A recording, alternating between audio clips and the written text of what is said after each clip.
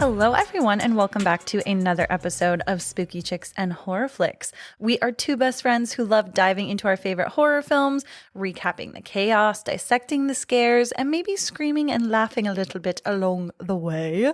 I am Emma, and as always, I am joined by the marvelous Allison. I'm Ellie. Oh. Is that your mutant voice? Sure. Okay. She's got two. This is regular Allie and then mutant Allie. I've got lots of versions, don't worry. I like it. Allie, what the hell have you been up to, my girl? I feel like we've been doing a lot, ? Yeah. This past, in a good way. Yeah. This past weekend was 4th of July weekend, and I ran a race with my mom. Shout out Lisa. Hell yeah. Hell yeah. Saw some bitchin' fireworks, so that was cool. Didn't eat a hot dog, which is not cool. That's actually bullshit if you ask me. But it was a good 4th of July weekend. I went to Chili's with Emma. Yeah, we went to Chili's. And we have some fun shit coming up for you. So we were doing a little planning meeting. Keep an eye out for some fun shit coming up. Last night I saw 28 Years Later, but I'm going to hold my commentary until we come around to that. Bitch, I knew you went and saw a movie. I tracked your location. This bitch is at a movie and not even telling me? Rude. She loves to track my location, people. I'm creepy. So we know what you've been up to, and that's tracking me. But what else?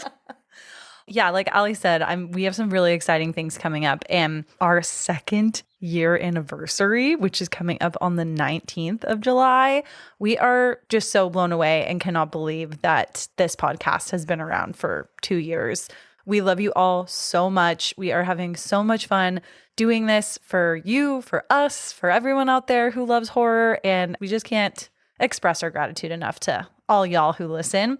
But on a really fun note, the producer and I finally saw Sinners. Fuck yeah. The other night. I will also hold my commentary, but something really exciting is that we created a Letterboxd account for the podcast. So if y'all are Letterboxd people, feel free to follow us on there. And we left some commentary and review for Sinners, but we really enjoyed it. So we finally saw it. I cannot believe it took us this long. I can't wait to talk to you about it. Seriously, I can't. I love it. Allie, do you want to tell everybody what film we are reviewing today?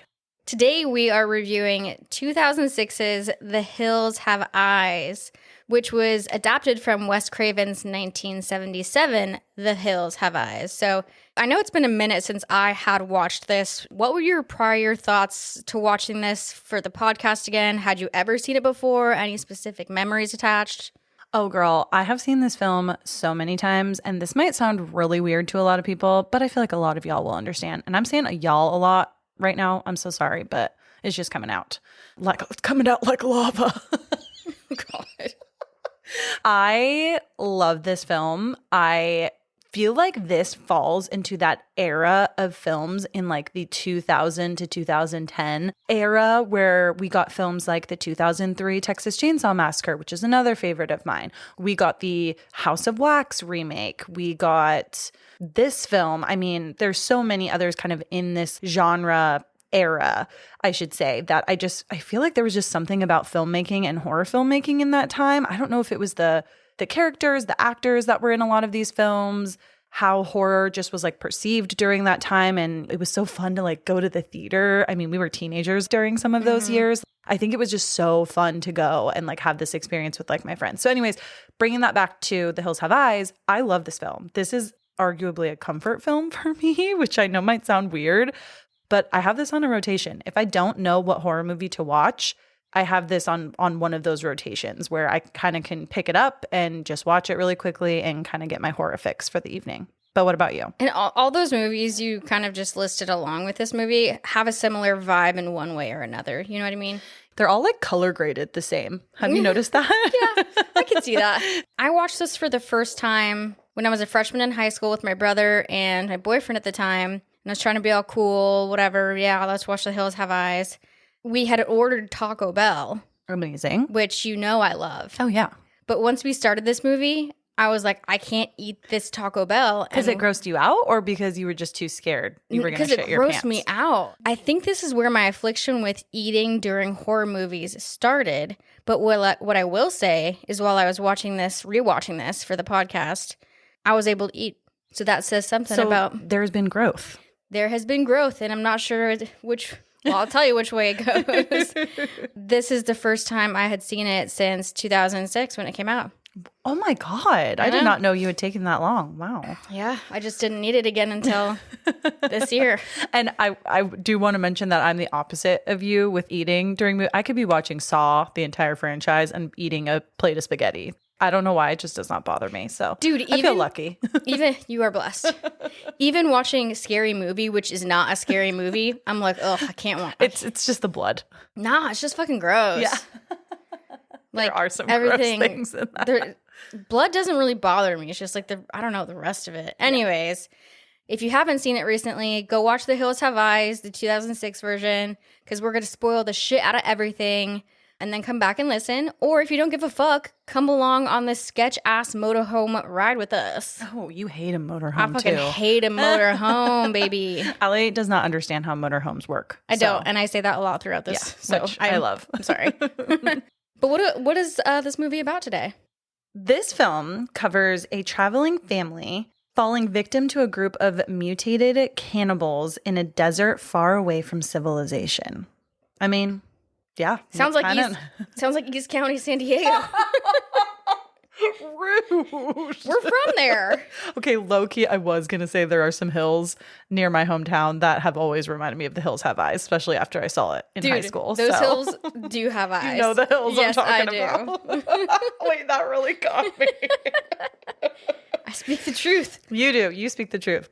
Something that I want to point out too is we do usually like to do the first film, the first one that's ever been made, what have you. And I know we're not doing the 1977 version today. We will do that one eventually. Absolutely. I think this one, Allie was like, Emma, I know you love this one. Like, let's just do it. So no real like solid reason behind it other than it was just kind of a favorite of mine. And we're trying to do some like summer vacation films and, whatever. So we're like, this one's a really fun one to do. Yeah, Emma, this movie screams summer. Totally. I'm the worst. Okay. Well, anyways. So this film was released March 10th of 2006 and was a commercial success. It earned over $15 million its opening weekend and then proceeded to bring $70 million worldwide, surpassing its $15 million budget times 4. They probably ruined that ROI with the second movie, but whatever. It's fine. We when we watched it actually the other day, the second one started to play, and even just like that first scene, like I don't know if you've seen the second one. Whew, damn, just right into it. She basically this gal has a mutant baby. Wow. Okay. Yeah. Now I'm intrigued.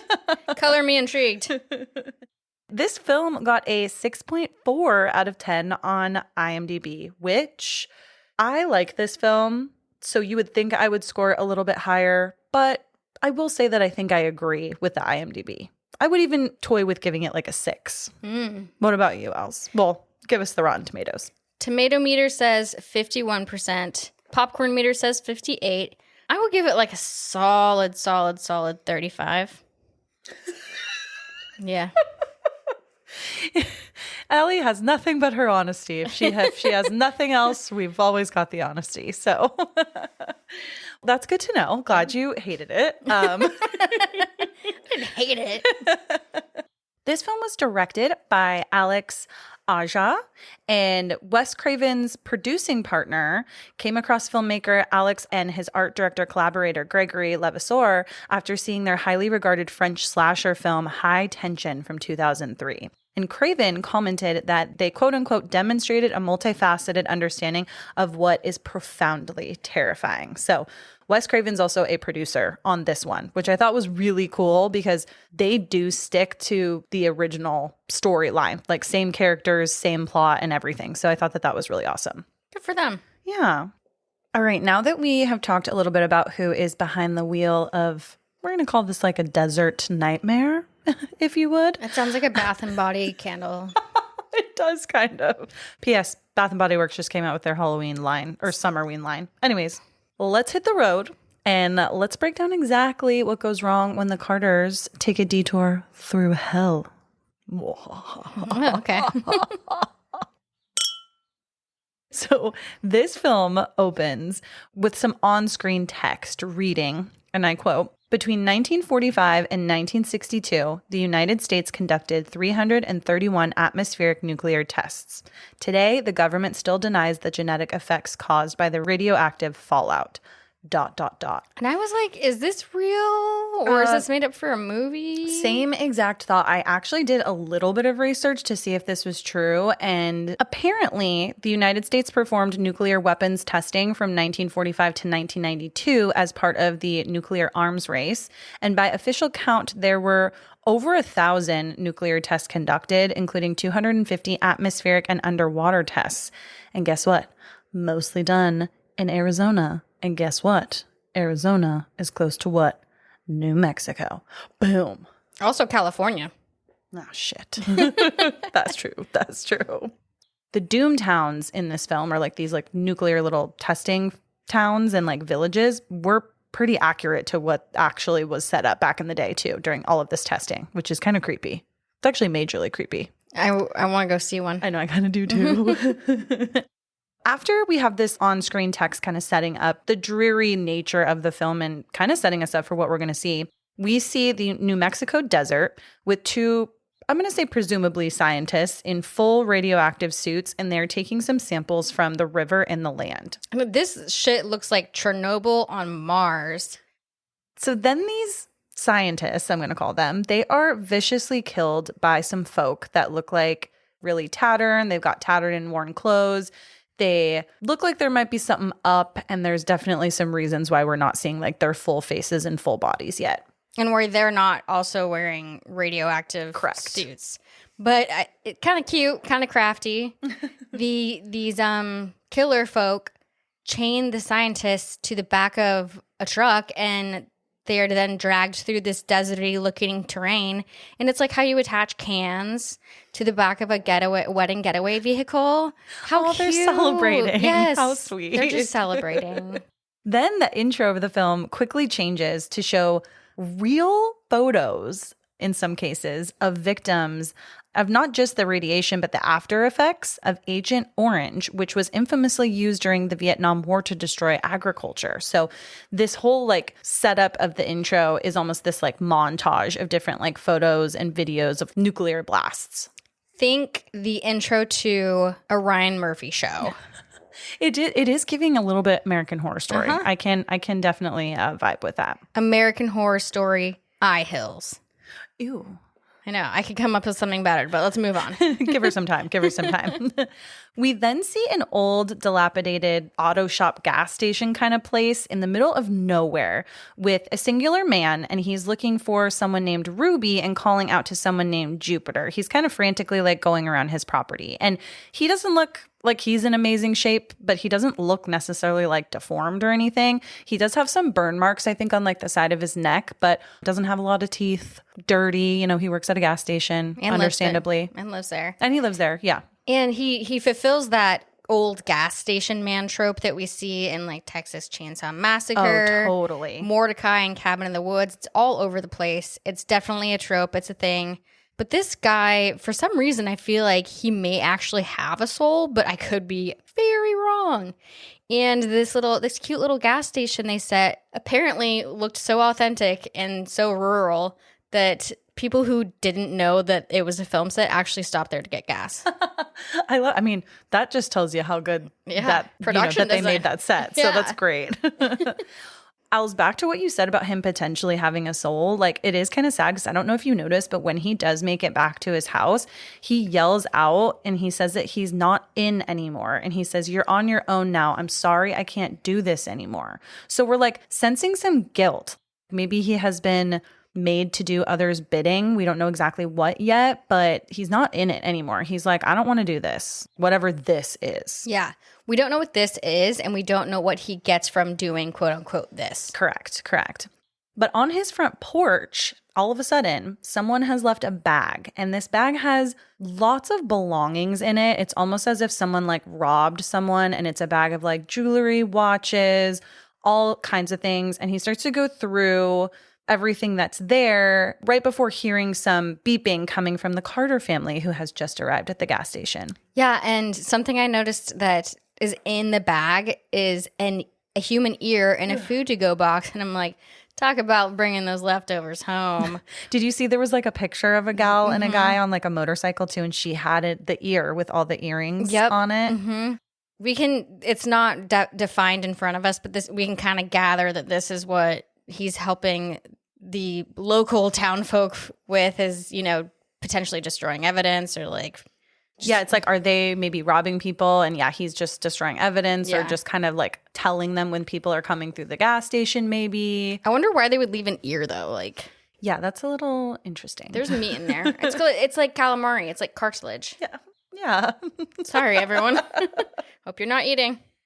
We find out that the Carter family, who has just arrived at the gas station, they are en route from Ohio to San Diego. Woohoo! Ooh. To celebrate Bob, who's played by Ted Levine, and Ethel, who's played by Kathleen Quinlan, their silver wedding anniversary, which I think is like 25 years. But hello, Ted Levine. I think this might be the only other film I've seen Ted in. And I was so confused. I'm like, Ted, where is your little dog? Where's Princess? Is that the dog's name? Princess? Where's Princess? Where's your kimono? Where's Goodbye Horses? Where's the lotion? Where is the lotion on the skin? Yeah. Feel like Natasha Benningfield. Feel the lotion on the skin or else it gets mutant again. Oh. I don't know. This family seems to have a lot of dysfunction, right? Or a fair amount. Now, why, as a couple, Bob and Ethel want to have their whole family come on their very long anniversary road trip with them? We've both discussed how we don't particularly love an RV, but I understand there are a lot of families that love them and love going on road trips and love traveling. I mean, even your family, like you guys go to a lot of like national parks and like national monuments and things like that. Like maybe they were trying to hit up like as many iconic historical spots along the way. Like, we don't know. For sure. I'm about to go on like a 2 week. I was going to say, you're about to go on a road trip. But like, I'm friends with my family. This family doesn't seem necessarily like they enjoy. Maybe they thought they liked each other until they went on this road trip. You know what I mean? Like, and the air conditioning's broken in the motorhome thing. Oh, did you know that there's like a statistical fact that the most murders or the most aggressive, violent attacks usually happen in the summertime when heat is at its highest? Because people go insane? Mm-hmm. That makes sense. It is like literally a statistical fact. More accidents, murders, violent crimes, and things like that happen when people are like unbearably hot. So add that to the frickin' mix here. But anyways, so they're doing this whole family trip, and there's a bunch of ungratefuls that have also come along. So we'll see how that goes into play. Yeah, they're towing a trailer as well in their big truck and rocking some peak mid-2000s family dysfunction, like we started to chat about. So we've got our grumpy teenagers. We've got Brenda and Bobby, played by Emily DeRaven and Dan Bird. Dan Bird happens to be in two of my favorite comfort movies, which are Easy A and Cinderella Story. Same. So, yep. If I'm for you, you're going to put this on repeat. I'm putting on Cinderella Story on repeat. Perfect. I love it. They're also accompanied by their kind of older daughter. Her name is Lynn, and she's played by Vanessa Shaw. The Vanessa. Max loves her yabos. She plays Allison in Hocus Pocus, which we all know. We all wanted to be Allison. I still want to be Allison. I loved her so much, and I love that film so much. Where's Max when you need him? Seriously. She's with her husband, Doug, played by Aaron Stanford. They're also accompanied by their baby, Catherine, and two German shepherds that go by the name of Beauty and Beast, which I think is actually adorable. Super cute. Yeah. And I think just by this tiny baby introduction we get of this family, we see enough about them to kind of assume that, the parents just want to have a good time with their family, do some exploring. Lynn and Doug are just there. They have a baby, free healthcare. I don't know. You mean free childcare? Oh, yeah, that's what I meant. Sorry. Brenda is like, fuck this shit. I don't want to be here. She just wants to get a tan and go to Cabo with her friends. And then Bobby is just there, just along for the ride. He loves his pups. We're going to get into this a little later, but Bobby's like arguably my favorite character, I think, in the whole film. I would, right now, probably for me, but there is some major character development that happens that changes my mind. That's very true. Like, for instance, Doug comes off real hot and heavy as an asshole right from the very beginning. And I'm like, bro, you don't even go here. You're not even chemically part of this family. He seems like the black sheep in this current situation. Because, I mean, he's like the son-in-law, right? So it's also that classic, oh, the son-in-law doesn't really get along with the father-in-law type of thing. And we're going to see that play out a little bit more later. I need a little bit of a prequel, like why don't they get along, you know? Yeah, totally. But whatever. So at this like shady gas station, they meet the man that runs it, who we saw kind of towards the beginning of the film, and his name is Jeb. He suggests, after talking with them a little bit about their journey, he's like, oh, I've got a shortcut for you guys, like through the desert. He tells Bob this after he encounters Lynn kind of poking around in his gas station. She likely saw the bag that he had of other people's belongings. So I feel like he is trying to kind of purposely lead them in the wrong direction because he's a little bit worried that they might whistleblow on him a little bit. Well, and this was, to me, this was Jeb's choice to either let them kind of go because he's agreeing. Basically, Bob is the one that wants to go through the desert, see the road less traveled, see the beauty and the rocks and everything. Yeah. And everybody's like, we came out here to look at desert. That's fun. But Jeb is also like, we don't see many travelers come through here. I want to know, why is there a gas station there if you don't get that many travelers? I mean, gas stations, they have to be kind of in the middle of nowhere for things, so. I don't know. I've been on stretches for like 2 hours where there's no gas station. Spooky. But like I was saying, this I feel like is where Jeb could have a soul and say, keep going straight. You'll get to... You'll stay on the highway. You'll get through. Yeah. But then that's when he does bring up, it could shave off an hour for you, just 2 miles, take the road by the fence. It's not on the map. Yeah. But you'll see it. And Bob tells him too, I was a detective and I like driving at night. He's like, I used to do that a lot when I did patrols. And while this whole exchange is happening too, we see what is presumably a little girl who is probably one of the locals in the area. And she steals a red jacket from inside the Carter's vehicle. Then Bob, ignoring literally every instinct that one person should have, decides to take that road less traveled and take his whole entire family on it as well. Was anyone else like rooting for Jeb to just go like full haunted gas station crypt keeper and just explain like the backstory up top? Yeah, I do. That's a critique I have of this is there's not a lot of storytelling about this specific community, how it got there, How many years have they been like at this, like all of that stuff? Yeah, and that's great that we get the blurb, the little news clip blurb, but it doesn't tell us specifically about this instance. And the family too. I want to know like more about the family. So I think their dynamic. Yeah, there's a lot of the plot is lacking. It's just like boom, boom, boom, action. Now we're going kind of thing. But I, for some reason, I didn't want, like I just said, didn't want Jeb to go full ass gas station creep. I wanted him to be the good guy, but then I was like, fuck, this is Wes Craven. He would never. Yeah. I do love, though, that they kind of set you up for that internal battle yourself as the viewer. They're like, which way is Jeb going to go? If Lynn hadn't have seen maybe the bag that was in Jeb's gas station, maybe he would have kept them on the good road and like not led them. So it's just like so crazy. If Ethel had just baked a fresh batch of cookies and a glass of milk, hey, Jeb, you look warm. Would you like some cookies and milk? They would have been straight on that road headed to California. There you go. Acts of kindness, people, might save your life in the middle of the fucking desert. You never know. Always have cookies handy. Also, why do horror movie dads always take the sketchy shortcut from like the even sketchier local? I just feel like that always happens. I would agree. I would say most of the time that happens. But then it goes back to dads just want to explore. Dave, Jeep. Allie's dad. My dad, which I do love. I enjoy doing with him, but he's very safe with it and like knows his shit. We staying on a road. We travel with basically an entire toolbox of anything that could fix. Amazing. Yeah. As you should. Yeah. Can you think of a dad that doesn't take the sketch ass advice in a movie? Honestly, no. I feel like they all do for the sake of the plot. No, for real. Otherwise, it wouldn't be a movie. Yeah. As the Carters are leaving the gas station, we really start to see this dynamic that's been introduced between all the family members. So we've got Bob, Ethel, Brenda, Lynn, and baby Catherine. They're in the cab of the truck. And then we have Bobby and Doug, and they are hanging out in the Airstream. And they're trying to fix like the AC that's been broken down in there. Poor Bob. He's just having a fucking grand old time. He's singing, and he's like, do you know what's crazy is the people that first saw these rocks, they got to see them first, and they're beautiful. And Brenda is like, fuck this shit. Brenda, you don't always get family time, you know? It's treasure it. Treasure that shit. Yeah.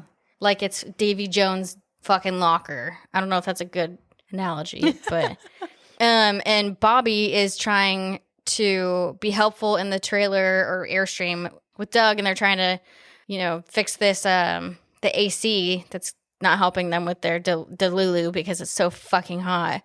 And Doug is continuing to shit talk Lynn's family in front of Bobby. Yeah, maybe don't. Yeah, he's got a lot. I feel like he's got a lot of tension with Bob because it's almost like it's like a dick measuring contest between the two of them. He's even shit talking Lynn. Yeah. Not cool, bro.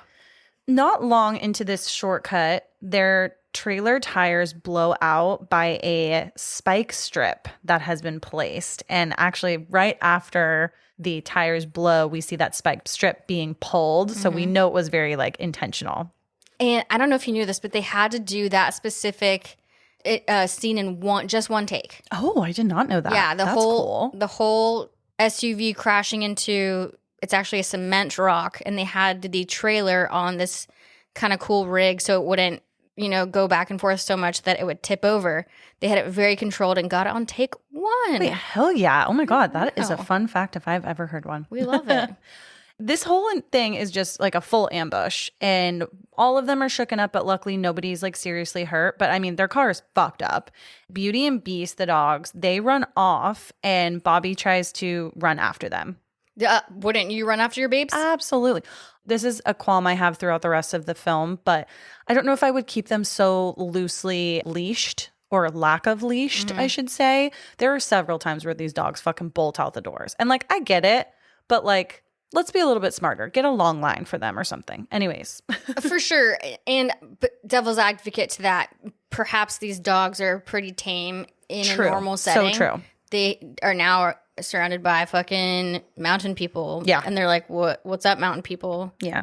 Hill people. Hill people that have eyes. There's an eerie sense, too, of like loneliness here. Because after this RV and trailer situation breaks down, they all kind of look out into the desert like skyline, and it's like beautiful, but also super creepy. And it makes you feel small. You know what I mean? It's like when you look in the stars and you're just like, I'm a little, tiny little piece of this entire universe. That's how I feel like looking out into this desert feels. Can you believe this was actually Morocco? I had no idea that this was Morocco. I know. That's crazy. I was listening to an interview, and the set scout wanted them to go look at places like Mexico, actual New Mexico, Arizona, Victorville. Desert spots. And the team really wanted the hills to be a character, not just a setting. They wanted the hills that have the eyes to be a character, and they felt like this desert in Morocco was the place that could emphasize and capture that vibe.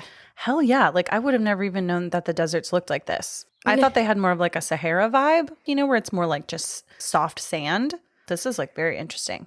So the question I have, would it have been cheaper or just as cheap to film in New Mexico? Because that's why a lot of films do that, because they're movie rights taxes. Like, yeah, it's cheap. That's why a lot of people... I would assume because it's a foreign country that maybe it was cheaper. There's a lot of people and a lot of shows that get filmed in Canada and stuff like that. Or maybe the hills were just that great in Morocco that they could not be replicated in the United States. Well, and they do have sound stages in Morocco to like keep your shit. And they didn't need that much of a set. So I guess it's really not that unattainable. Yeah, totally. So basically, Bob is realizing that the truck is fucked, probably total. And Doug, who ironically works for a cell phone company, is like, wow, I can't get cell reception. It's like 3% of the country, and this doesn't get the reception, and we're in that 3%, god damn it.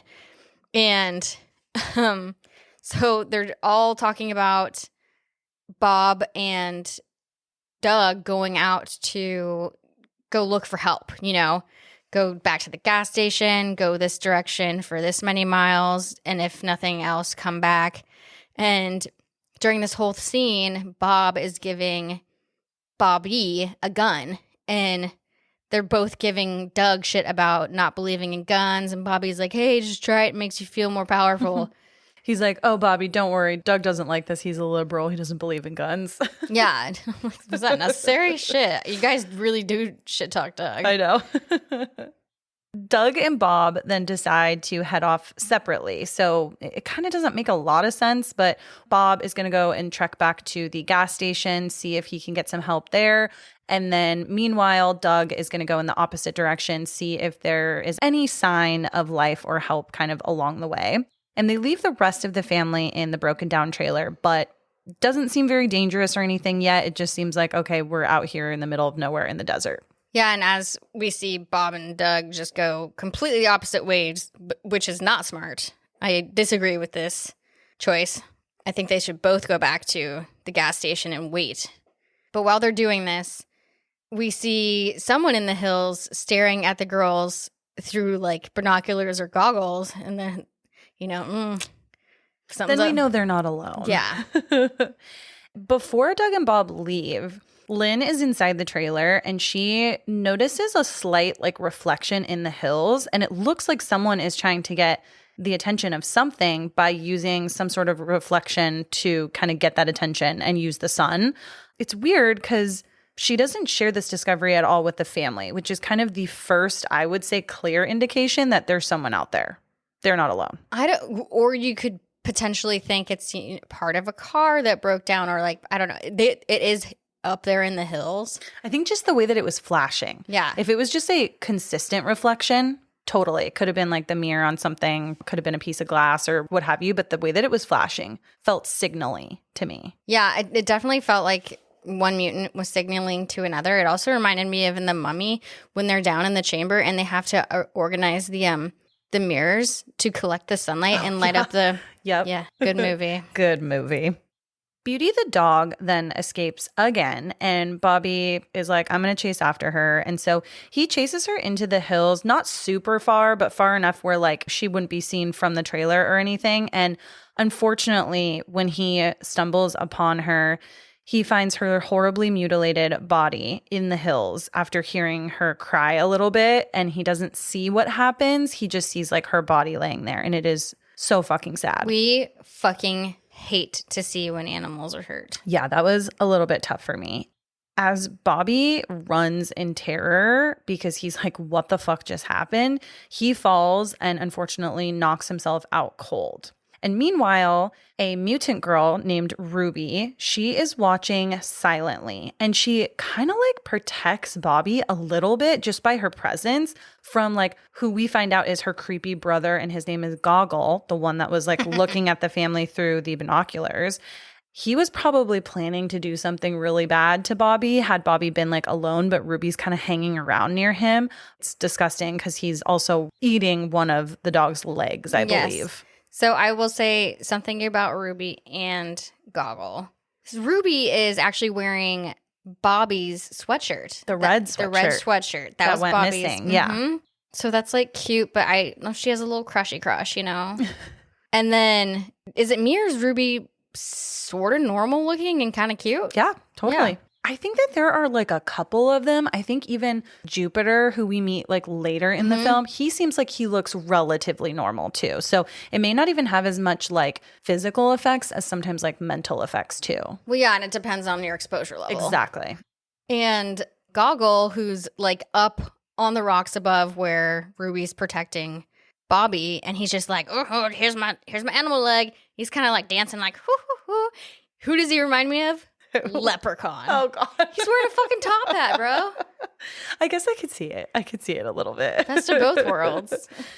I also think that, oh God, it just like pulls at my heartstrings. Like, why do horror dogs always die first in these films? Is it just emotional leverage, or is it an easy way for us to just like up the stakes really fast? Like, I think it's a both kind of situation, because People love dogs, so it gets us emotionally invested, John Wick. So and true. prepares us for what we could see to humans happen next. And it's just a way to amp up the horror game. Just be like, all right, here we go, people. Get ready, strap in. Yeah, and I feel like people have such an emotional tie to animals. Arguably, sometimes people love animals more than they love their own like families. Totally. So it does kind of up the ante like right away. It's like, oh shit. Because you see these like 2 German shepherds and you think they're probably going to survive the entire film because they're badass German shepherds. And then it's like one of them's already down. It's just so sad. Can you name a dog that ends up alive at the end of a horror film? Like a good dog, not a bad dog. Well, first of all, the dog in Poltergeist. Oh. That dog survives. Also, the dog in Silence of the Lambs. Also, I think her name is Precious. Precious, not princess. The princess is very, very close. And then also, not a horror film, but I fucking love the scene when the dog jumps out of the tunnel of cars when the explosion's about to happen in Independence Day and then jumps into like the arms of his family. Oh man, that really got me as a kid. You would. You would. So there are a few. There are Yeah. a few. Okay, one quick other question before we move on too. So let's talk Bobby really quick. Do we feel like he is brave little brother who's going to really show his stuff in this film, or is he just like a walking head injury waiting to happen? I have a couple questions to piggyback off of that. Like, I don't think he's a walking head injury waiting to happen because, I mean, what would you do? You'd run after your dog. True. You would see what the fuck you just saw and be scared and sad, and you'd start running. He doesn't have time to see if there's like a fucking cliff or a jump off point. Yeah, that's very And true. he's not- He doesn't know the terrain. He doesn't know the terrain, but I do think we're being set up to think he's our brave little toaster. Okay. But for the time being, he's incapacitated. Okay, so he's gonna show his stuff later. Or will he? We don't know. Then back with Doug on his solo hike to go and get help, he stumbles upon a really creepy crater filled with abandoned vehicles, but no sign of life. Very, very spooky. And when I say crater, you guys, I'm talking huge. Like not just something small, something like an nuclear bomb would cause. You know what I mean? And there's just all these like vehicles down at the bottom of it. And he gets down there actually pretty fast. And he seems like stoked at first, like he's hit the jackpot with all these cars. And in my head, if it were me, I'd be like, oh, hell yeah, there's a lot of cars. Maybe something runs here. But also, there's got to be a reason there's so many cars here. It's like a car like graveyard. And why are they abandoned in this desert like this? I mean, I think I would have all of those instincts too, but I think my initial, I feel, I'd like to say my initial instinct would be, what the fuck? These used to have bodies probably. Yeah, like where are all these people? But then my mind would also be like, maybe it's a junkyard. And then my mind would also be, maybe it's a sinkhole and it just needs to open up. Who knows? But I love that Doug goes into one of the cars and he pulls out a fucking stuffed animal. It's a bear.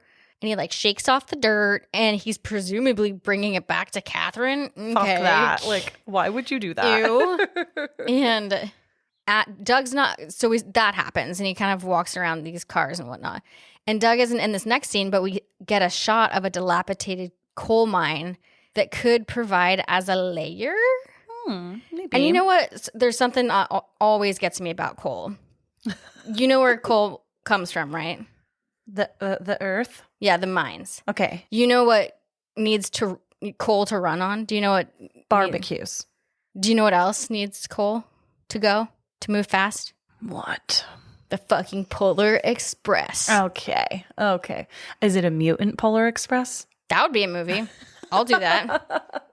It's kind of like, you know, when you take like a classic and you turn it into like, you know, I'm thinking of like Pride, Prejudice, and Zombies. Yeah. It could be the train has eyes. The train has, oh my God, there we go. Perfect. Okay, well, moving on. By nightfall, Bob makes it back to the gas station, which now looks like abandoned. I mean, it already was abandoned before, but there's no sign of Jeb anywhere. He's kind of looking around. He gets a water bottle. He checks the payphone. It, of course, doesn't work. And as he's searching for Jeb, he finds the bag of belongings that Lynn potentially saw in the very beginning, including the severed ear. Which he does not freak out enough about. Yeah, agreed. He also sees some like chilling newspaper clippings about government testing, disappearances, and like murders in the area. And it's just a very chilling scene because I think he's putting things together in his mind. And don't forget, Bob was a previous detective. So maybe some of this stuff isn't irking him as much as it would irk us, but he's probably in his mind already thinking of like, why? And he's like 5 steps ahead probably. For a former detective, he should have known before. Yes. Okay, I know. And that's true. Is it just me, or is anybody else surprised that Jeb has any kind of food or beverage in the store at all? Like, who delivers that? And who refills these pumps? When I see Bob taking out a nice ice cold crystal geyser water. Honestly, it could have been an ad for it looked Crystal. Great, honestly. Yeah. After thinking about how hot that man must be or just thirsty, I thought the same thing. I'm all, who delivers? Who's their distributor? How does he make his orders? I'm so curious. That Crystal Geyser rep is getting a raise. Absolutely. Bob is clearly a little freaked out by this, maybe not majorly, but he does grab his gun and he's like, okay, I'm going to leave this station. This place is fucking creeping me out. And he tries to flee, but outside he finds a terrified and guilt-ridden Jeb who is in the outhouse. By the way, Bob was actually trying to start a vehicle that was parked at the gas station. And that's when he kind of heard like Jeb's cries. In this really sad scene, Jeb pulls the shotgun right on himself. And we see the whole thing as the viewer. Shoots himself in the head explodes. It is so gnarly. And woof, that scene is all I gotta say. Woof. This was a time when I feel like horror movies like this, they showed everything. Like I'm even thinking of when the girl gets shot in Texas Chainsaw Massacre 2003 when she's like in the car. Just crazy stuff. And I will say, that is a daunting thing to witness, but get the fuck out. Mm-hmm. And he does. He tries to escape again in that old car. And, he's not successful, unfortunately. And he is ambushed and captured by who we come to know is Papa Jupiter, is what they call him. And we don't see him yet, We don't see him, but he is the leader of this like mutant clan. It's really weird because right before Bob is captured, he hears him calling him daddy in the darkness, like daddy, daddy. And then he gets dragged inside of the hills, inside the mines. Ugh, so spooky. Daddy, Michael. Daddy, Michael. I think Jeb's suicide just really, really escalated things. And if there was any remote chance for help, it might have been Jeb. Like, did you expect this film to get this dark this fast? Or like, what were your thoughts? I mean, I would have fucking hoped so because it was 40 minutes into the film. Yeah. Now this is our indication that shit is about to pop off. But I feel like something else that Jeb's suicide kind of explained what, because I talked about guilt up top. Like he feels guilty. He doesn't want to do this anymore. And he's now feeling guilty that he sent the family on the treacherous road rather than the one that would get them to safety. Yeah. So he was also drinking on the John with a shotgun. So bad shit's going to happen. Yeah, not a good mix. Not a good mix. But 40 minutes in, thank goodness this starts to pop off because an hour and 47-minute runtime is still long in my book. So let's get this going. What about you? I did feel like it escalated things. I think that there were these small events that happen that just keep getting darker and darker. And we're not even in the thick of it just yet. There is still more to come in this, especially this evening. I think Beauty's death was one of the first things. So heartbreaking. So just seems like it was pointless. Why? Why kill that dog? There was no reason. And then you see Bob walking up to the gas station, and if there was any hope that he might get some help from Jeb, like it's totally done now. And Jeb obviously wasn't operating with a very good gas station anyway, has no phone service. Mm-hmm. Bob would just have to wait until the next Crystal Geyser order and then maybe get some help from there. Who knows how long that's going to take.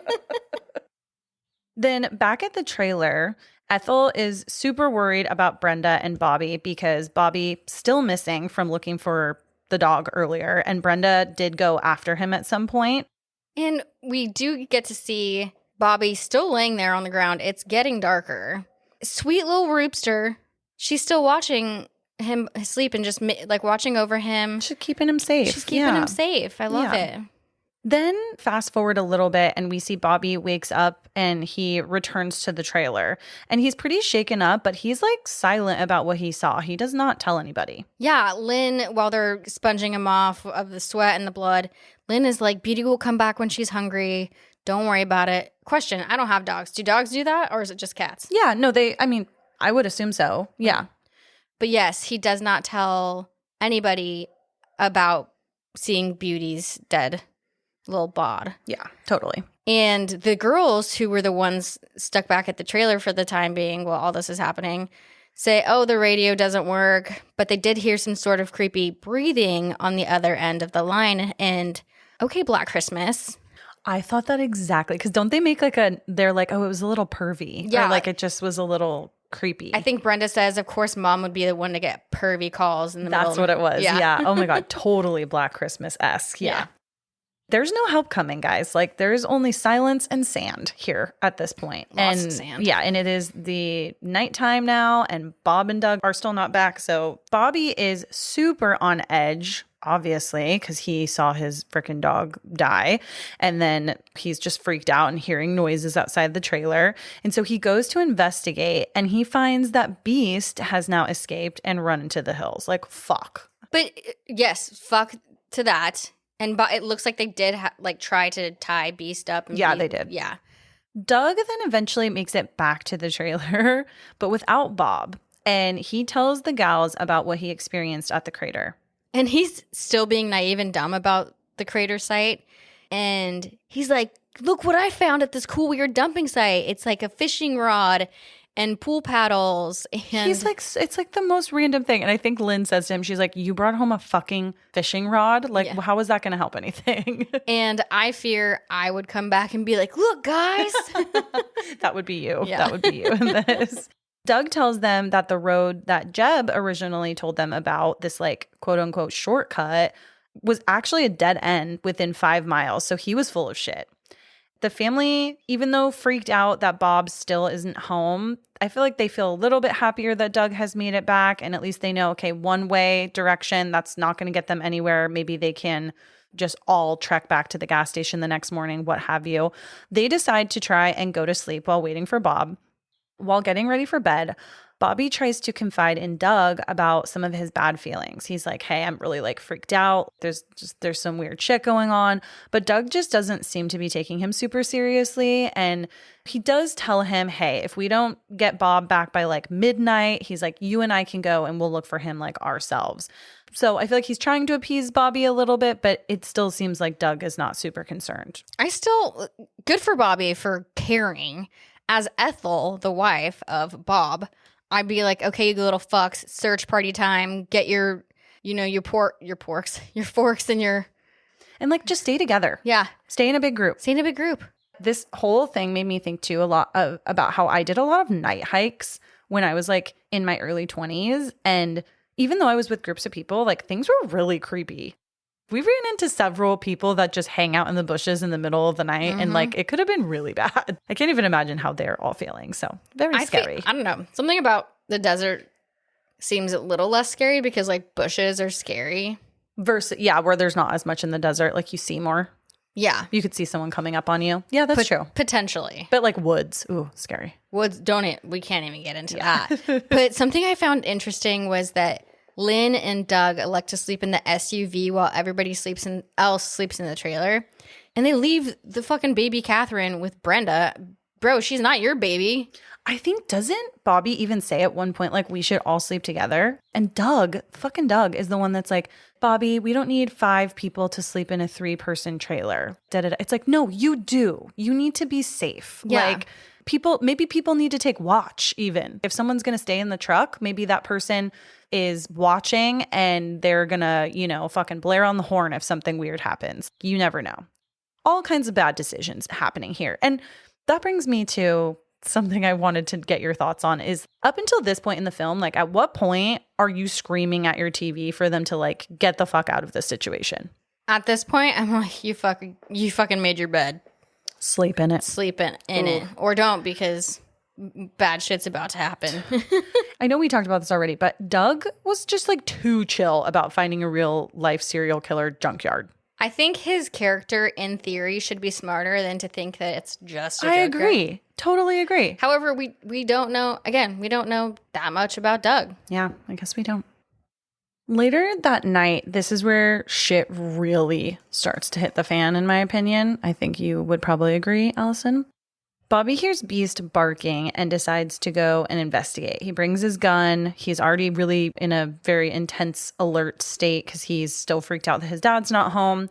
And while he's outside, one of the mutant people gets inside their trailer and watches Brenda while she's sleeping and starts stroking her hair. She's got some headphones in, so she's like listening to music and can't really hear anything that's going on. So, a couple questions on that. How would you not feel that? Some people deep sleepers, man. Jealous. Another question, if you're like in charge of the baby, kind of, shouldn't you not have headphones in? Yes, probably. Just throwing that out there. Then Bobby realizes outside that it was actually just one of the mutant people who was pretending to sound like Beast outside. And so he runs back to the car, not the trailer, to wake up Doug and Lynn. And he tells them, he's like, I think that there are some people in those hills. Then he finally tells them about how Beauty died. After that, the family is fully awakened entirely because we hear Bob's blood-curdling screams outside, and all of a sudden, there's almost an explosion out in the distance, and he has been crucified to a tree and set on fire. And this whole scene truly is like utterly heartbreaking. Like, I just cannot imagine seeing my dad or any other family member. Like, that's so fucking gnarly, dude. Yeah, it really is. And I'm not sure how the mutants were able to rig him up on that tree without him screaming. Yeah, great question. But it happens. And basically the people coming out of the trailer who are hearing this blood-curdling scream set off some kind of chain reaction that makes the tree go on fire and start burning Bob. I didn't realize that, actually. Mm-hmm. They tripped they home alone like it. A tripwire. Yeah, they home aloned it.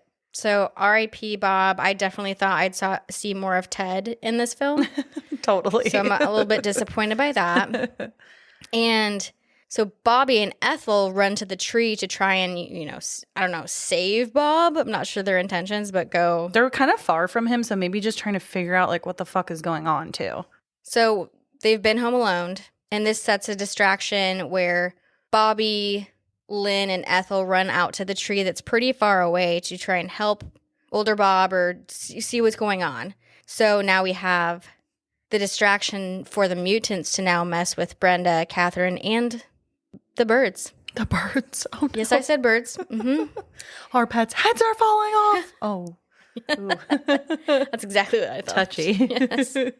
And another mutant on board the Airstream, Lizard, bites off the head of one of their pet birds and drinks the blood. And didn't Ozzy Osbourne do that to a bat? Yep, I was going to say, giving very much Ozzy Osbourne. Yep. Rock and roll. Rock and roll. While Brenda and the baby are inside the trailer, she's being held down by one of the mutants. And this is just such a heartbreaking scene, too, because he's like pinning Brenda down, and then Lizard prepares to sexually assault her. It is just like so heartbreaking because she's like screaming for help, but obviously the rest of the family is trying to figure out what's going on with Bob. So it's like, it's this perfect storm of just distraction and then them really going in for the kill, so to speak. Something between the mutants that I noticed, Pluto and Lizard. Pluto is the one initially holding down Brenda, and then Lizard notices and pushes Pluto off and says, "You need to be a man to do this," and holds a gun to Pluto's head. So them family dynamics be shit as well. Yeah. Nobody is having the peachy keen family here. No. Yeah. It is just such a gut-wrenching, like, brutal scene because then Lizard presumably moves forward with sexually assaulting Brenda. On a lighter note, though. Oh, my God.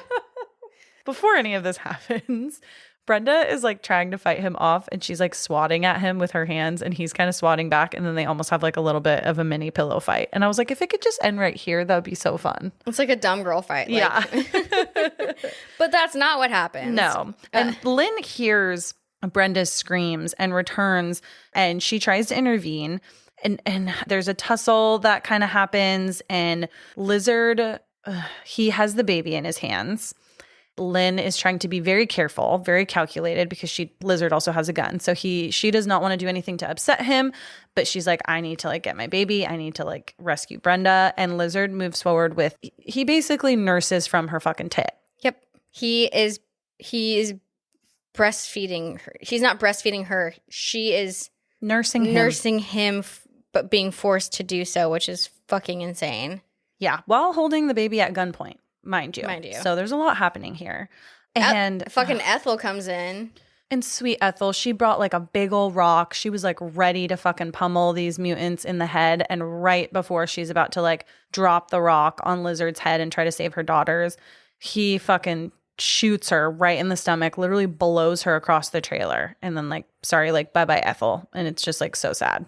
And meanwhile, all this is happening in the Airstream. Bobby somehow cuts down Bob from the tree, and poor dude is a full-on crispy tater tot.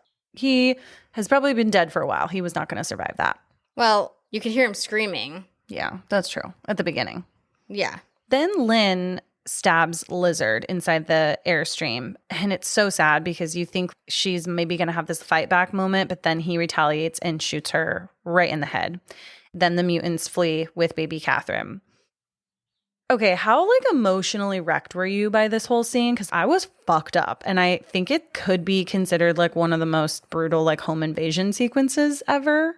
Trailer invasion. Okay, no one come for me. I have heard mixed feelings about this series of events, this scene. Some think it was unnecessary and gruesome, and like we didn't need to have that in there. Others think it drives the plot more for revenge and survival and family dynamics. As a woman, fuck that all. That can all fuck right off. But as a horror movie lover, I've become a bit desensitized, and I'm like, that just happened in this movie.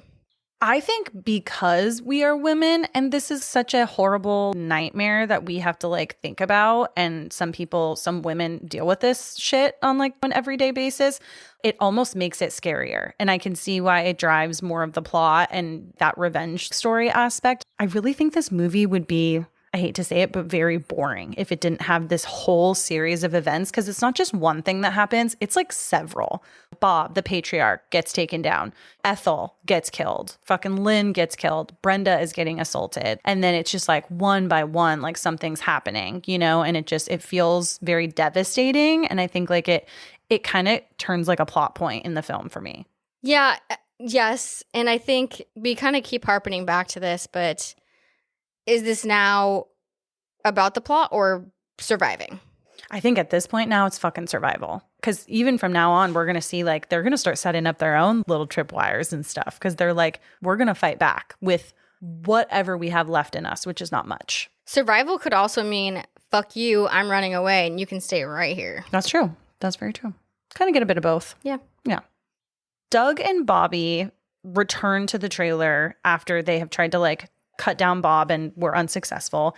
And they find just absolute horror. It's so sad that what they discover. They find that Lynn is dead. And poor Doug is, trying to comfort his wife. She does sort of a death rattle. And Doug is like, yeah, baby, you're going to be okay. You're going to be okay. But my dude, she was shot in the literal head. And then he gets her last breath. Yeah, and Ethel is dying, so she's not fully dead yet, but she is very much on her way. Brenda is in absolute shock and from the traumatic events that just happened to her, and the baby's gone. There's just like so much fucking heartbreak within like a 30-foot radius of this entire trailer. Something I thought was kind of funny though is we hear on like the radio from one of the mutants, like I think it's outside, we hear like one of them say like, bitch stuck me like a pig, which I'm like, hell yeah, Lynn, at least you stuck him like a pig before you went out. We kind of get a lot of pig references, just very subtle in this movie. We do, yeah. Doug is also like rocked by what's happened in the trailer, as he should be, him and Bobby both. Goggle is watching all of this with his binoculars from afar, and he is suddenly attacked and killed by Beast, the surviving dog. And all I have to say to that is fuck yes. Revenge dog, that's what's up. I was like, we need some sort of fucking positivity here. We need this bitch to fucking spring into action, and he did just that. What happens next is so sad, and I know, Els, you can empathize with this because we both like love our mothers so much. But like Ethel, the matriarch of the family, she dies with Doug on the couch. And she's like, you know, when people are close to dying and they get really cold and they start kind of saying like delusional phrases, like saying, oh, this trailer is so messy. I try to keep it so clean. And Doug is just trying to comfort her. And he's like, you know, can I get you anything? And she's like, can you just get me a blanket? Like, I'm really cold. And all I have to say is like, my fucking heart. Yeah. And we see a much more empathetic side and a human-like side to Doug here. He's basically cradling Ethel, and she's kind of asking about the whole family. Is Bob back? No, he'll be back soon. Are all the kids in bed? Yes, they're in bed. Yeah. And warm. And then you just kind of like trying to comfort her. Yeah. And you see her kind of have a little piece of solace and not delusion, but she's like, okay, I can pass on then. And then she takes her last breath. Totally. And this isn't just like a family under attack anymore. Like this now is so personal. It's fucking revenge time, baby. Bobby is about to lose his shit and go outside and kill these motherfuckers, but Doug stops him and says that they need to like really think about what's going on and be super calculated with their next moves. Yeah, Doug has kind of stepped into a new authority figure role because he's the oldest person here now. Yep. And he's got to step in and be that father figure, that person that steers the remaining crew in the right direction. Yeah. And here's my question.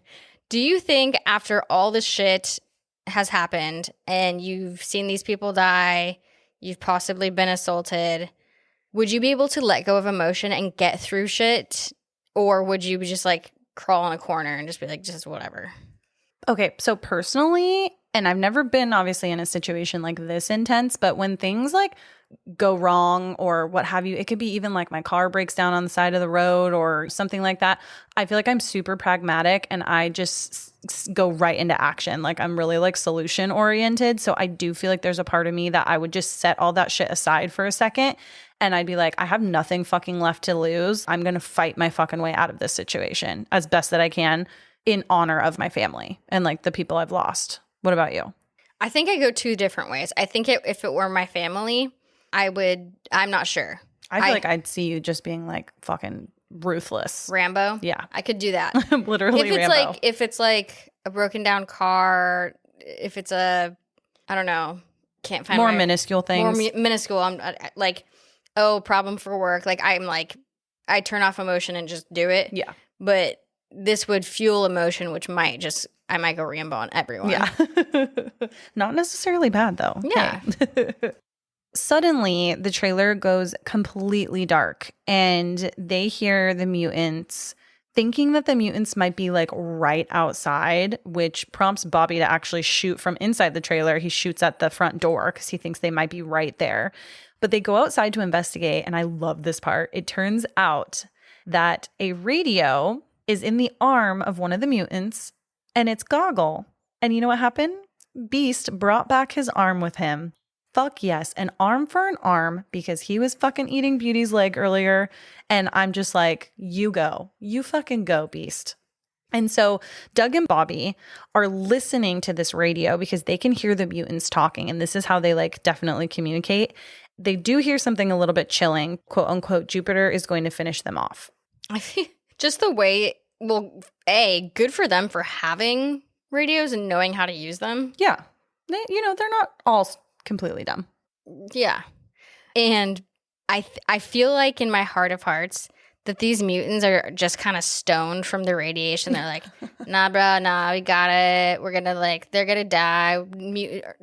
Jupiter's got it. I mean, this is their survival, right? Probably not a lot of animals and stuff to sustain out there. They're just like, we're killing, we're chilling. Something sad, though, when they're listening to the radio is that Doug loses it because he hears little Catherine crying on the other end of the radio. And that just kind of broke my heart a little bit. Another question for you, too, actually going back to Beast. Did he just become the most badass horror dog since Cujo? That's really hard to say because I think there are a lot of badass horror dogs Sam, I Am Legend. Yes, so good. Zero. We love Zero. Toto from Wizard of Oz. Air fucking Bud. Is that a horror film? anything's a horror film if you, if you believe. I also feel like this whole film now could have just been like Beast's revenge arc. I would absolutely watch that movie. Like, please cue John Wick, but opposite. You should make that movie. I kind of am thinking about it. Okay. The next morning, Doug straps up and he sets out, just him and Beast, and he's going to go and rescue Catherine. I love this because he knows like Beast has been fucking around. He's been exploring these hills. He was able to find Goggle and kill him, bring his arm back with the radio. And I think he has the radio with him too. And Beast leads him to the coal mines. And like we said, we love a lair. There's some old family mutant shit in there. I wish we got to see more of the lair. Yeah, there's like graves almost with those like pickaxes. They're actually kind of cute. Like if someone was going to make a tombstone out of a pickaxe, because it has little photos of like family members and stuff. But he stumbles upon a very grotesque like nuclear testing village.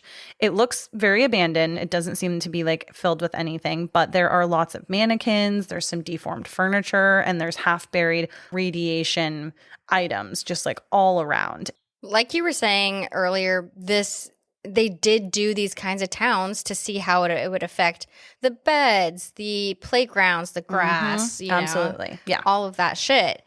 And something I do love is, not to talk about I Am Legend again, but the mannequins. I love that scene in I Am Legend when he's like flirting with the mannequins. Also, like I said, if they just want to start making pop-ups of these places, we'll visit. Yeah, we'll visit. I'm certain we'll get people there. Hey, I'm down. I have a morbid curiosity to visit Chernobyl one day when it's mega safe to just like wear like a radioactive suit and go visit. So maybe we'll do that at one point. Back at the trailer, Brenda and Bobby are lighting some tires on fire to try and make like a distress signal, mostly Brenda's idea. And Bobby is laying some tripwire so that they can stay super vigilant. And they're like, you know what? Fuck you guys. If you guys are going to fuck with us, like we're going to fuck with you. Brenda is really, really trying to be optimistic in this whole thing. And Bobby is just like, dude, you need to fucking get over it. Like some real shit's happening right now. Yeah, he's basically screaming at her like, bitch, you're fucked. And excuse me, sir, your sister was just assaulted a couple hours ago and she's still helping you. Calm down. Yeah, it's a very emotionally charged environment, and it's also hot. And Doug is exploring the nuclear village, and I really feel like he needs a Geiger counter here, but he must have left that in his other purse. What is a Geiger counter? Okay, Miss Radioactivity person. Oh, is that what that's called, where it measures like the yeah. Okay, I just didn't know what it was called, Geiger, but I know what you're talking about. Yes, okay. a Geiger counter. Oh, wow, look at you pulling that out of your pocket. Thank you, Dave Lopez. Oh, all right. And as he's exploring, he actually sees baby Catherine through one of the windows, and he narrowly misses like running into another mutant man walking by. I also have a fun fact here that this mutant man that walks by, I think his name is Cyst. Like that's his character name. It's actually Greg Nicotero doing a little cameo. And he, if you don't know who he is a renowned FX guy. He has done like everything. He's like Walking Dead, like Fallout. He is very well known in the FX community. Yeah, all kinds of stuff. I also think that might be also one of the best looking mutants, in my personal opinion, in this film. I keep calling him Regina George. Oh, yeah, with the headgear? With the headgear. Love that. Like, who hit you with a bus, dude? I do like this part, kind of. At first, I was like a little bit like, wait, why would you lock up Beast? Because like he could help you. But I do appreciate that he's like, okay, Beast, you've done your job. You led me to where we need to be, but I want you to stay safe. So Doug goes into one of the houses to try to get Catherine. He's like really trying to be sly, trying not to make a lot of noise. He feels like if Catherine's in like this house, he's obviously going to run into like someone. And he sees a woman who is sitting in front of a TV, like in a rocking chair. And I think she's sewing like a wig or something. And he's like, okay, I'm going to grab the baby. I'm going to like sneak past this woman. And as he's trying to sneak out, he does unfortunately get knocked out by her. And her name is Big Mama. She's a mutant woman, even though she looks pretty normal aside from not having hair. And then he wakes up inside a literal like meat locker freezer thing. And he is surrounded by like severed limbs and heads and stuff.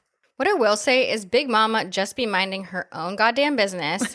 She's like rocking in her chair. She's brushing her wig and she's watching some Judge Judy shit. He's invading her space. She gets it. And the woman who plays Big Mama agreed to shave her head for this role for $1,000. Amazing. Good for her. $1,000? I mean, some people just don't care as much as we care Shit, man. about hair. Take a lot more for me. But anyways, yeah, so... And mine's fake. So, like... So what does that tell you? Yeah. So Doug is in this freezer, surrounded by these bloody loose limbs, and I think they should take more responsibility in their meat packing, because if they wrap those, they'll stay fresher for longer, and it won't be so messy in there. And this was a cooking lesson by Allison. You're welcome. You're welcome. Allie. Doug manages to escape this meat locker by just aggressively kicking it until it popped open. And he meets another mutant in another room named Big Brain. And he hears Big Brain at first like singing the national anthem. And Big Brain is this very grotesque looking like wheelchair bound mutant. He sort of explains to Doug why all this radiation like turned them into what they are and why they do the things that we do. He's a character for sure. He's got a beautiful singing voice, and just in the time for 4th of July weekend to just have happened. He says, he's like, you've made us what we've become. Boom, boom, boom, like fireworks. Because baby, he's a firework. He is a firework. Nah, he can't lift his head that much. Except for he can lean his head back and watch the fireworks up above him. Above him. Anyways, when he's saying you've made us what we become, he's talking more about like the collective you, like the government and the cover-ups and all that. But any normal person is that collective you to this community. And what I will say is what Big Brain lacks in neck, he really does make up for with a massive ass veiny dome. Absolutely. What would they say in Superbad? It's a veiny triumphant bastard. About wieners? Well, I'm applying it to a brain here, but yes. Okay. Same. Cool. And so whilst this communication is happening from Big Brain, Doug is like, "Betch, where's my bebe?"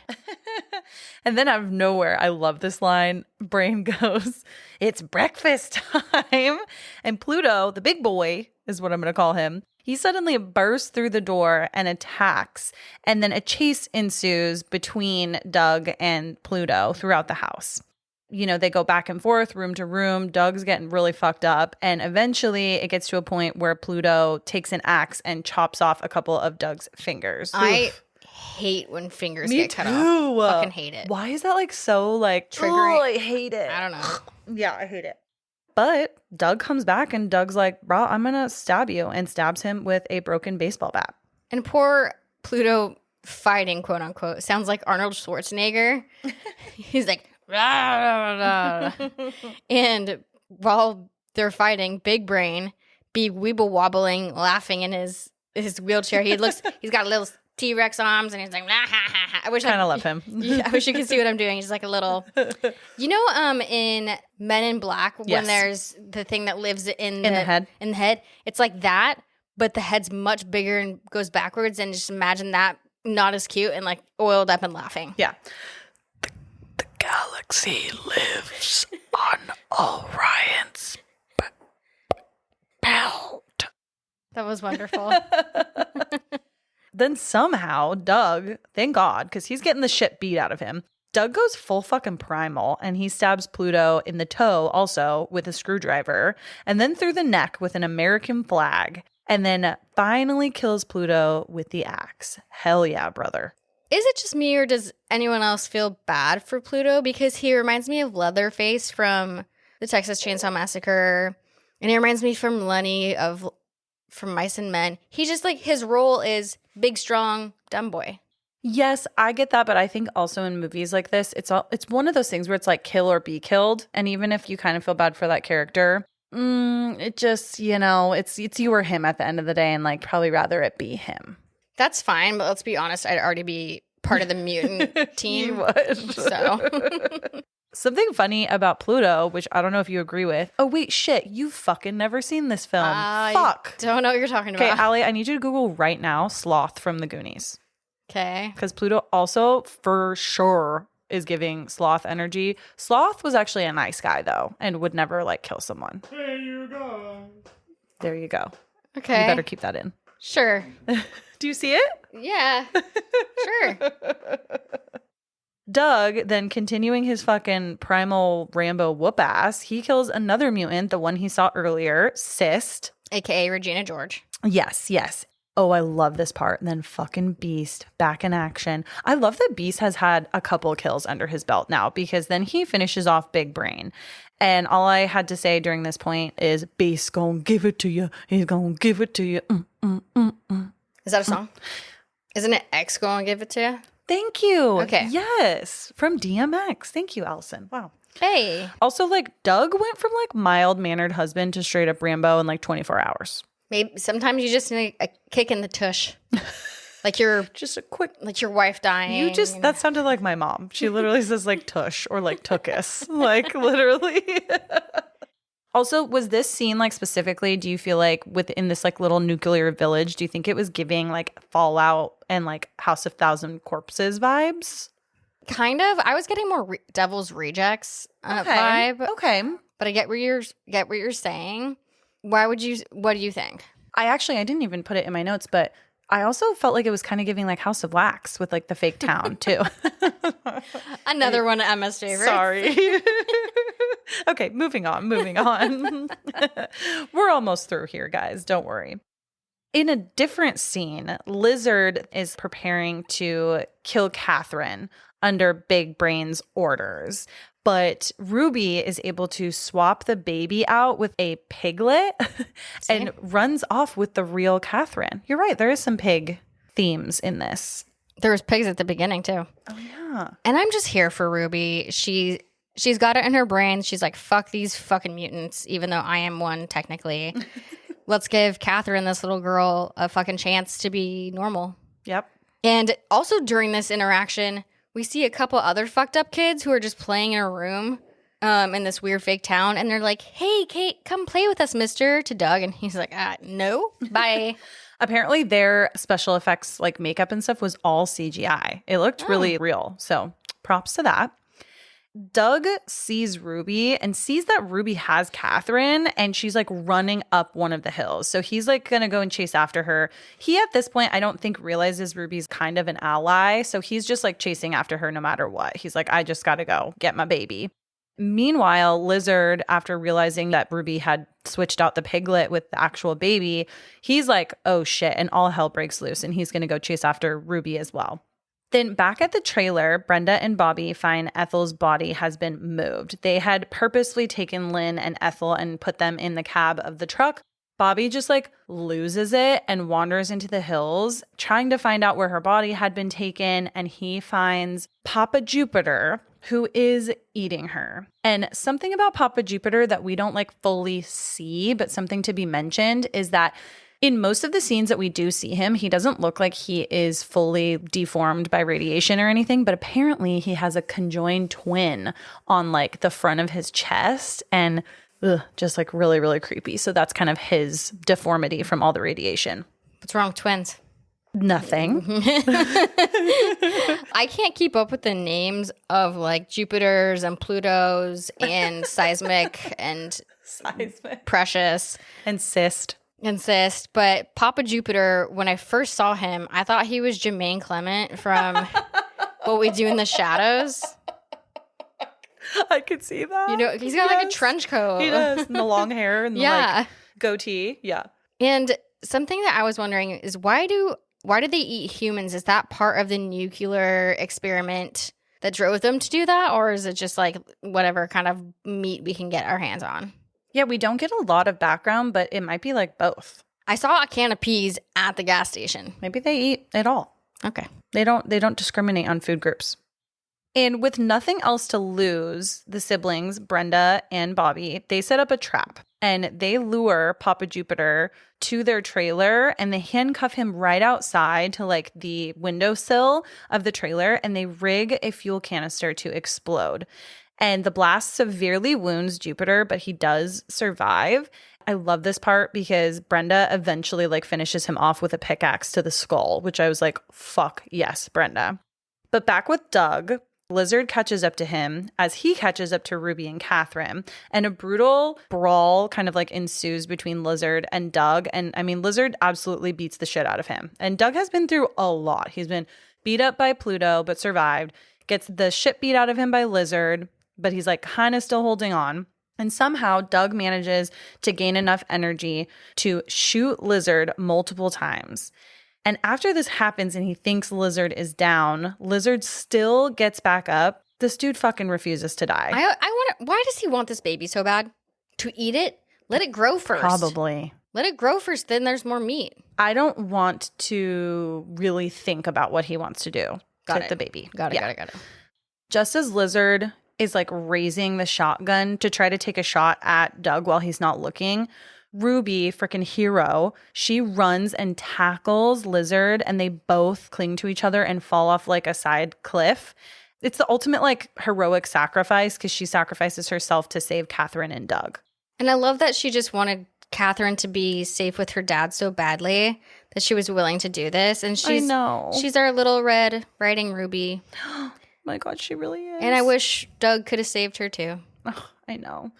I also just love that Brenda and Bobby went full Home Alone, like in the worst possible place. Respect for being able to have that much resources and just be like that smart on your feet to like rig that explosion for Jupiter as well. I definitely don't think I would have the wherewithal to like. That would be so hard. Like, why do they? I don't know. Okay, yes. So good for them. Props. They got their. One of them's an Eagle Scout. I don't know what the equivalent to a Girl Scout is, but yeah, no idea. She was a brownie at least. Wrapping things up, Doug, baby Catherine, and Beast, they reunite with Bobby and Brenda. And it is this sweet scene where Doug, Catherine, and Beast are walking back to the trailer. Brenda sees them and they all just like run and like embrace each other. And they're bruised, bloody, broken, but everyone is like alive. That is beautiful. However, you know what?